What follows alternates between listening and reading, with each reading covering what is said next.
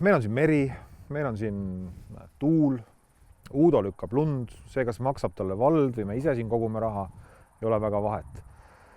Selle vallaga kokkupuude tegelikult tuligi seoses kooliga, et tahtsime lapsed Virtsu kooli panna ja no ei saanud, kool võeti nina alt ära. Siis me rääkisime, et äkki me saaks, et paneks ise raha või koguks ettevõtjatelt või midagi.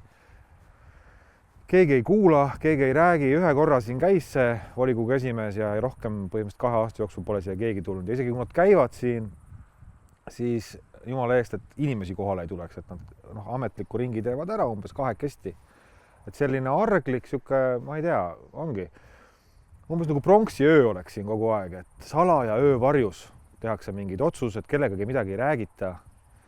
Et ühesõnaga, kui vald kooli ei peaks pidama, siis ei tahaks ma taga praktiliselt üldse tegemist teha.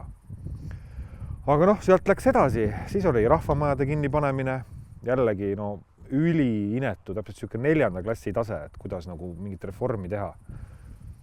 Et ma ei arva, et ma olen mingi jube vägev poliitik, eks ole, aga vähemalt inimesena mulle tundub, et saab hoopis teistmoodi suhelda, et saab tulla kohale, rääkida.